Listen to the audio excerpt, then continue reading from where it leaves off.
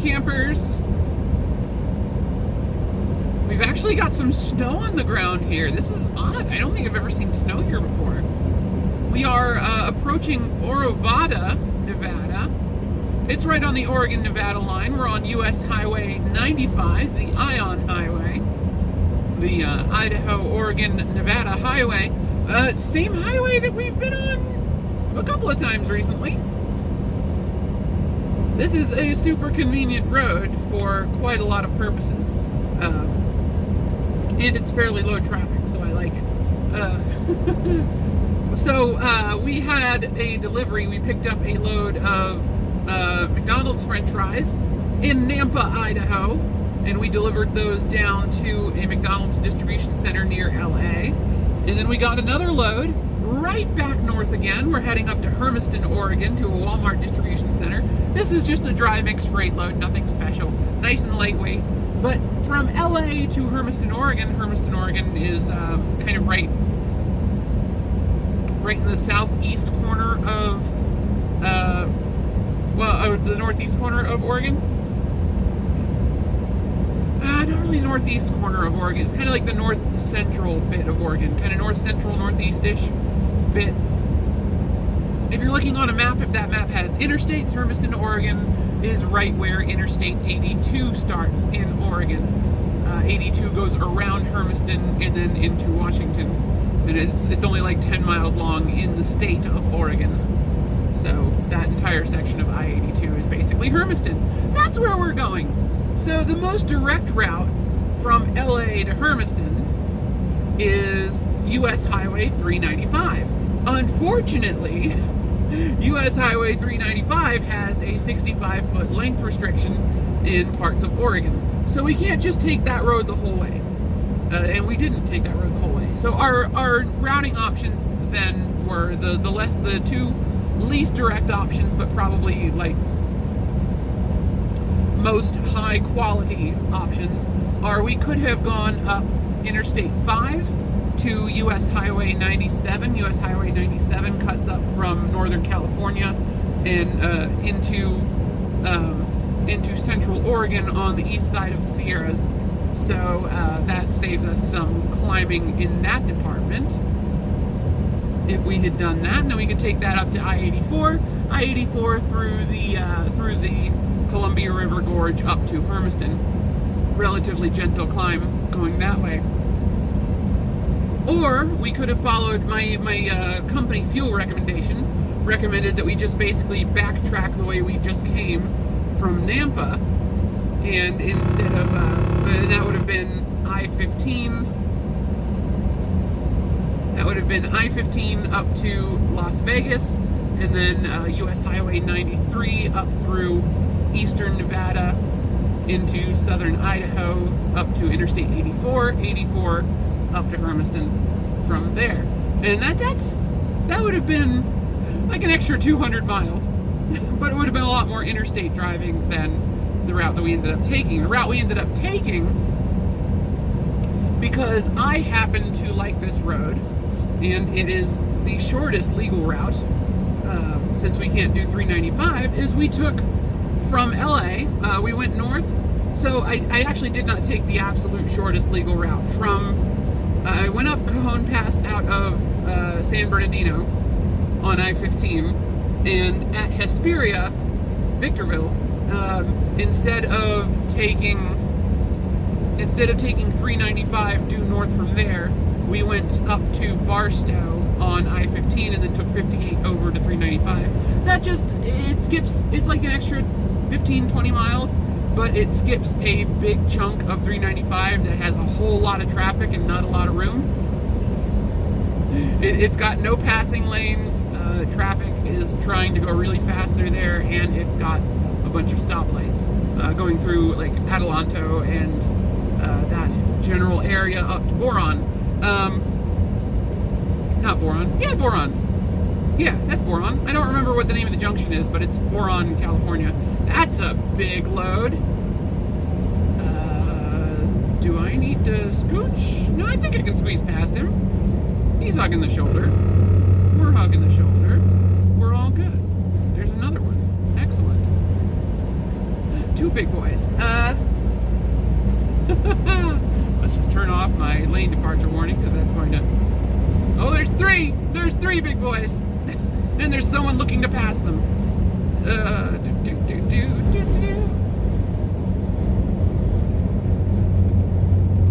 there's number 3. And this poor van that just really wants to go around them and keeps pulling out and keeps... If he just wasn't so close, he could see past them, but... So he keeps literally straight up pulling into oncoming traffic to look around the oversize, which is super dangerous. If you are behind an oversize, just stay behind the oversize. If you don't want to be behind them, just find an excuse to stop and go to the bathroom or something. Let the oversizes get away from you and then try again. But as long as there's no passing lanes, you really shouldn't try and go around an oversize unless they are able to convey to you that it is safe to do so. Because when you're pulling out into oncoming traffic to check and see if there is oncoming traffic, I think you can understand that that's not maybe the best way to do that. Welcome to Orovada. But yeah, so we took 58 over to 395. Oh, that was ice just came off of your trailer and shattered on the road in front of me. 58 over to 395 near Boron, California. By the way, the Boron bypass is officially complete, which was good because right when we got to Boron there was a train, but because there is now a bypass, I did not have to stop at the railroad crossing because the bypass conveniently has a lovely, lovely bridge over the railroad. Actually, I misspoke there. The bypass isn't complete, but it is open in the state that it is currently in, which is sufficient to effectively bypass the city. It is only one lane each direction for part of it still, because they're still working on the eastbound bridge deck, but they do have both lanes just on the westbound deck. So the westbound bridge is done over the railroad, so they just threw both lanes onto there, because it was a 2-lane road to start with, so it's not really that big a deal to leave it as a 2-lane road a little bit longer in the new configuration, but it does widen out into 4-lane divided highway before you get to 395, so it's got like a full-on freeway interchange with 395 now, where you've got proper exit on and off ramps down to 395. So we took 58 over to 395. 395, we took that up to, right, cruise control back on, please. Lane departure warning back on, please. Thank you. Are you working? That didn't buzz for that. Come on, buzz for me. Buzz for me. Are you working? Nope. All right. You see the lines. All right. Yeah, you see the lines. All right. Buzz for me. All right. You are not cooperating. I see how it is. I see how it is. I actually want you to buzz and you won't. When I don't want you to buzz, you will. Apophis just being a rebel. So we took 395 up through Lone Pine and Bishop, California. Beautiful, beautiful weather yesterday. It was like 65 degrees outside.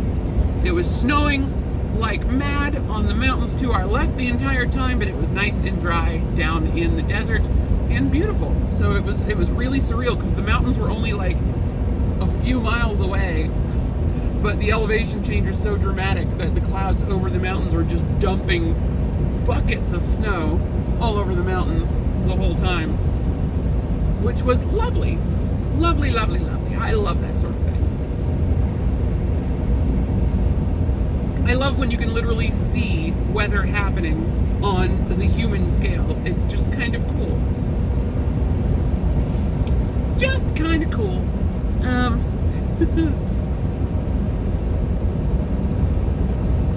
Yeah, 395 up through that valley. We get to the top of the valley, and then in Bishop, California, is the start of US Highway 6, which runs from Bishop, California, all the way to Massachusetts. It's over 3,000 miles long. Very prominent US highway. We dip on and off of that highway in a lot of different spots around the country, such as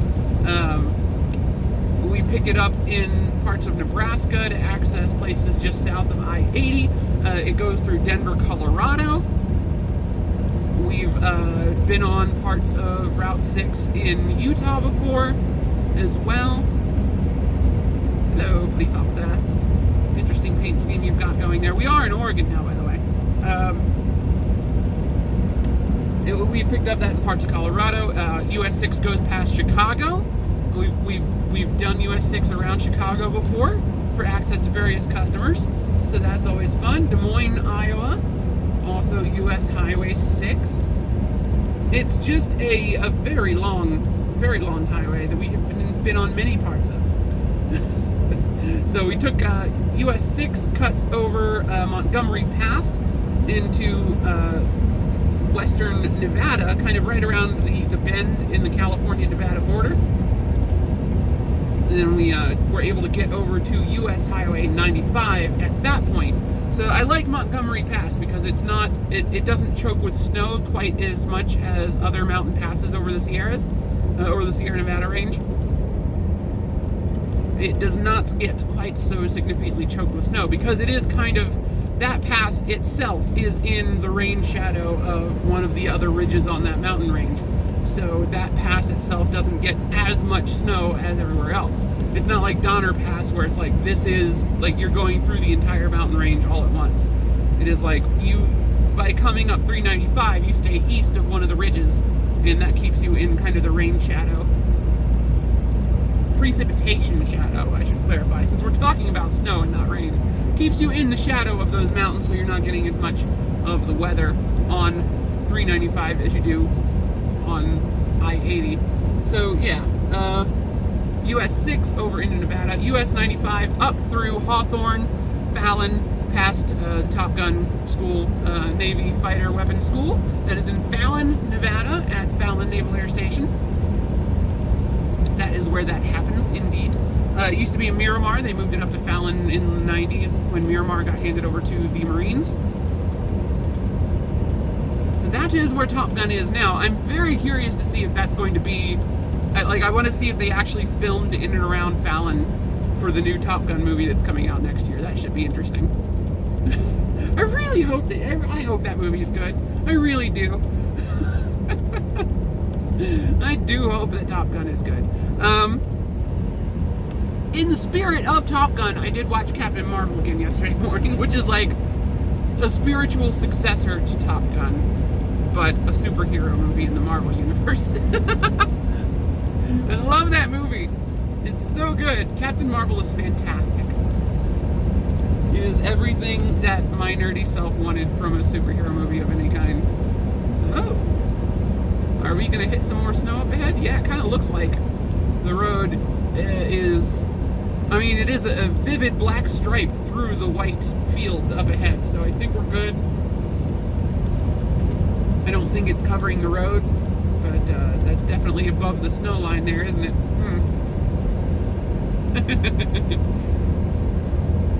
Way off in the distance. You guys probably cannot even see what I'm talking about. It's so far away. It's like 15 or 20 miles ahead. We're kind of in a bowl-shaped depression, so we can see pretty far at the moment. Yay! Curvature of the planet. But yeah, so this is US 95 that we are on right now. We're taking this up into western Idaho, where we will meet up with I-84. We're going to pick up fuel in Ontario, Oregon, which is the city on 84 right at the Idaho-Oregon state line. Because the fuel there is significantly cheaper than anywhere else on this route. It's only like $2.09 today at that truck stop. $2.09 before taxes. Because the taxes, we handle that through IFTA. I don't pay taxes at the pump. Exactly.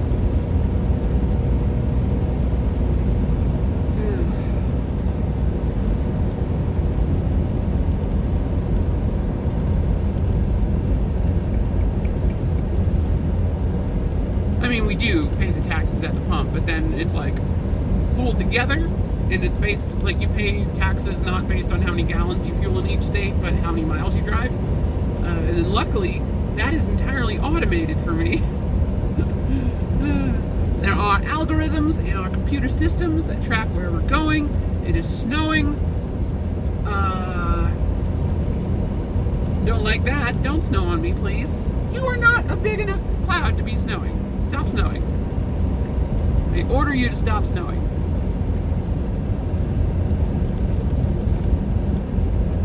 I said stop snowing. Alright, I think we're good. There's just like a little flurry there we drove through. Yeah, so we are headed up into Nevada. And we're out of Nevada. We're heading up into Idaho. We're in Oregon at the moment. We're cutting through the southeast corner of Oregon, and then we'll be in Idaho, and then we'll cut back into Oregon up in near Ontario, follow the Snake River kind of up toward the Columbia River, and then that's Hermiston. So all good, most direct route, a lot less traffic than going either of the routes that we mentioned before, which was I-5 or I-15, and then 93 or 97 up to 84. By splitting the middle, we cut out a lot of traffic, because there's not a ton of reasons to go up 95 when you've got the other options if you're in a relatively fast truck. But we're in a 65-mile-an-hour truck, and most of US 95 is 65 mile an hour or higher speed limits. So we really don't save any time by taking freeways versus this road. And there's not a whole lot of stoplights or anything on this road, and there's lots of places to stop and stuff. It's just a nice road. I like this road. I know lots of places to stop. We've got like Socorro's Burger Hut right when you get into Nevada is on US 95, Mena, Nevada.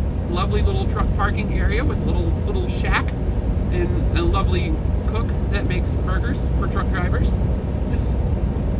And she's very truck friendly because she's got a huge trucking parking lot across the street, which I believe is just owned by the city, and she's just like super enterprising and set up a burger shack there. But like if the first time you go there, she'll give you one of her business cards, and then next time you're like every other time you pass through, you can just call ahead and place your order, so it's just ready when you get there, so you don't have to like waste half of your break waiting on food to cook. It's so nice. I love that burger shack. That's Socorro's in Mena, Nevada, which is another good reason to take that route. It is a shorter route. It has my favorite burger shack in Nevada on it. Get to pass through Winnemucca. I like Winnemucca. Winnemucca's a nice little city.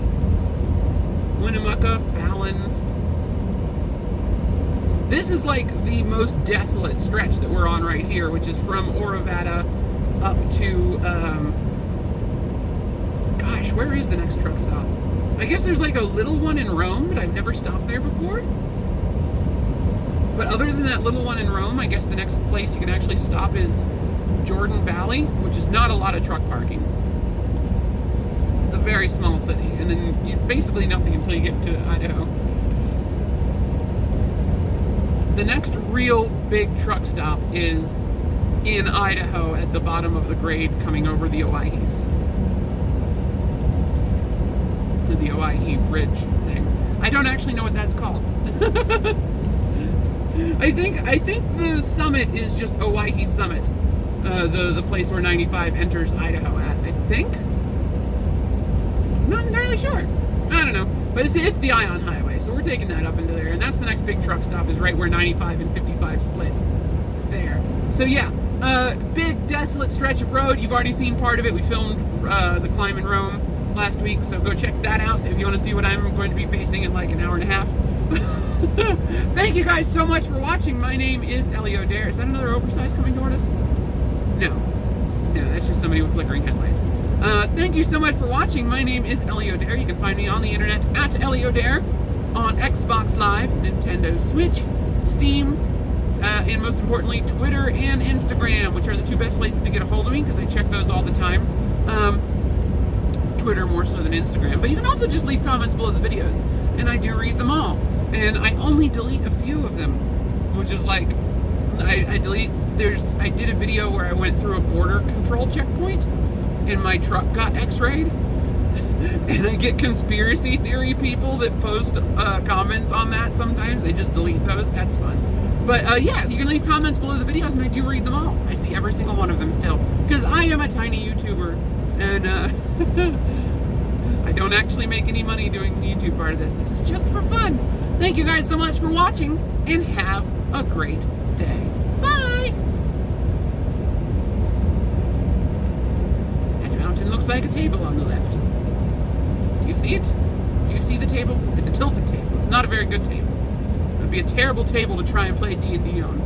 Your dice would just roll off the side and then tumble down a mountain. It would be a horrible table.